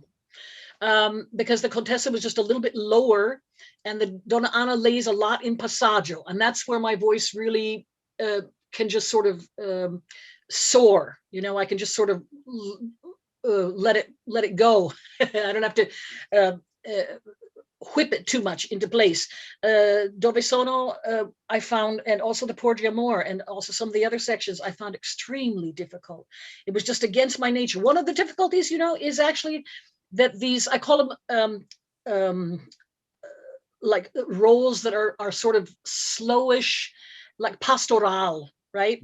Sort of beautiful and slowish and lush, the typical kind of repertoire that suits a voice like Kyrie Takhanova. Yeah, that's the kind of voice you want for sort of pastoral, because it's just beautiful, even though it's sort of slowish and creamy. Basically, there isn't a lot of more you can do with it.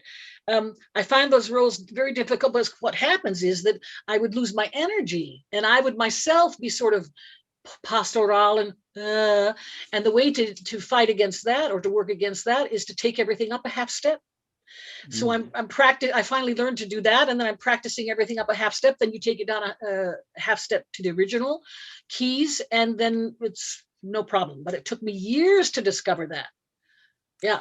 There's an American singer I admire very much. I'll name her because I admire her, Carol Van Ness. Yeah. Who I applied a word to her that I think applies to you now that I think about it as well. Imperative. That on the stage, musically, dramatically, and so on, she always has an imperative. There's an energy, the way you describe it, in her performances that are pretty wonderful, is pretty wonderful. Yeah. And similarly yours, but the energy is so very different with you in every kind of role you've done. I do have to get back to Traviata simply because I don't declare favorites in terms of singers, except tenors, because people know that Luciano was my friend, but my favorite tenor was Alfredo Kraus. And adored everything about his singing, about his elegance, about everything. And you did some Traviatas with Alfredo Kraus at the Met in 1991. And in Vienna also. I didn't get to those, unfortunately. Yeah. Talk about this man. Whatever you want to say about Alfredo Kraus, talk about him. Oh, he was such an kind of old school gentleman, but still with a very fresh, youthful approach to everything. It's sort of difficult to explain. He was a little bit, in a way, sort of conservative and stiff, but at the same time, he wanted to come along. He wanted to experience. He wanted to also come to the party or come to eat dinner or whatever. He wanted to be part of the younger people, you know. And I found that very charming. Interestingly, on the stage, he was a little bit different. On the stage, he was always doing everything he could to upstage me. So we're doing this kind of meander thing, you know, the other tried to upstage the other. I mean, it wasn't anything at all bad. Actually, I found it very charming, you know. He was always the older singer, and I was often in some of these performances. We did a lot in Vienna together also. Was kind of the newcomer, and everybody was more or less watching me, although he was actually the star. You know what I'm trying to say? Yep. And being a tenor star, all of that I'm sure was a little bit kind of, I don't want to say difficult to digest, but that I'm saying it. Okay. I can imagine it was a little bit of a difficult situation. But because of his graciousness, there was nothing ugly, you know, but it was really true. He really did always try to get somehow behind me. So I would have to sort of sing back to him. Was that maybe related to where he felt he sounded best? I think it might have Beverly been. Sills always found the spot on the stage Yeah. where she sounded best. It might have been, but it also might have been because he thought that I was sort of known as more of like a Wagnerian singer, and that he thought maybe my voice was a little bit big, and so he wanted to make sure that he got in the best position so that he didn't get somehow swallowed or something. Of course, that's all absurd, because I never would have sung a Violetta like I would a Sieglinde, you know. But I can imagine that his thought was that you know, he wanted to make sure that his voice didn't get covered, you know, and that people were, you know, when you see someone, you hear them better normally, right? I want to say one more thing about Alfredo Kraus. He's the only colleague over all of the years that I've been singing who tried to help me, came to my apartment at the Met, because I had canceled, because I got there and then I think someone else came in later and I got sick because of that. I had to cancel some things, etc. And he said, oh, no, you can't cancel. I've never canceled a performance in all of my performing years. He said, here's my bag of pharmaceuticals, take everything. And I said, you know, I don't just have a sniffle. I really have, you know, I'm really, really, really sick. And I've sung many performances being sick, but this I just knew I couldn't. And but he came trying to give me support and trying to convince me, please, you've got to perform, you have to sing. And I really did then cancel. I felt more sorry for him than I did for me. Because you know, when people say to me, who's your favorite of the three tenors, people who have heard of Pavarotti, Domingo, and Carreras, all of whom I love and admire and have worked with a lot through the decades, I always, not just to be diplomatic, but I always answer Alfredo Kraus just to get that discussion toward what he was. Obviously, Domingo has sung a vast range of roles in many repertoires, and Pavarotti and Carreras did their stuff incredibly well, and I love them. Kraus had a very limited repertoire by choice. But his Hoffman, his Werther, his Duke of Mantua, almost all of them, I would hold up with the best of Domingo, Carreras, and Pavarotti. Oh, yes. Because they were so beautifully sung. When he did the Duke of Mantua, I saw him about 63 years old. And rather than lunge at Gilda, he would do something that I can't do with his eyes. He would sort of give her the once over and register, I want that girl. That's all you needed to know. There was no extraneous gesture or movement in his acting, but the acting was always very there. So Werther being sort of the paragon of this, when Werther is upset and dies, there's just nothing like it. I love the French repertoire in general. Actually, the most from Krauss. Faust. You Yeah. obviously, I'm sure you know Faust. Yeah, I mean, sure. uh, there's something about the coloring that just, for my feeling, seemed to fit the French repertoire so I well. agree. So I'm just going to name a few of the things that you provided, because listeners now know that where I live, even though the blinds are closed, the Yeah, light comes in. yeah. So it's kind of like my curtain. Okay. But you provided wonderful selections to listen to, and a lot of them come out of our conversation. Richard Strauss, Frau Neustadt, Wagner, Tristan and Isolde with Hans Hotter, you mentioned, not Nielsen or Vingassen, but Hans Hotter. You Well, mentioned Maria Callas singing Rossini, which I found wonderful. Her everything you discussed about singing just now, listeners can hear in that recording, which was at parts very slow, and then the energy would pick up. And everything you just described so beautifully, people can hear there. Nicolai Guetta singing Schubert, Antonin Dvorak's Symphony from the New World, conducted by Leonard Bernstein. Why that one? this was a recording that my mother brought home. My mother was a traffic manager at a radio station for many Okay. years, WMDN in Midland, Michigan. And she brought home a recording which apparently had, wasn't able to be used anymore or something. And it was the New World Symphony from Dvorak. And she kept talking about, oh, it's so modern. Oh, it's so crazy modern, but I like it. But it's just so modern. And I'll never forget that reaction. And I was listening to it, and I wasn't thinking modern, but I was thinking so expressive, so energetic and expressive. It was a style that I hadn't heard up until then. So this had a big influence on me, because we were talking about influences. Actually, all of these selections that I sent to you have specific influences, and that's why I did actually take some time and thought to give you this specific list. May I mention why I listed the Gedda lead, the Almach, the Schubert with Reuter, is because first of all, I mentioned before Gedda being one of my favorite singers, but Reuter I met. He came to my school at Interlaken, and I did not know this was an important man. I didn't know he was a composer. I mean, I was 17 or 18, and all I knew, I was working with him, and he was helping with my German, and it was fascinating, and I loved the work with him. And I just wanted to mention him because he's someone we don't talk about so often. Mm-hmm.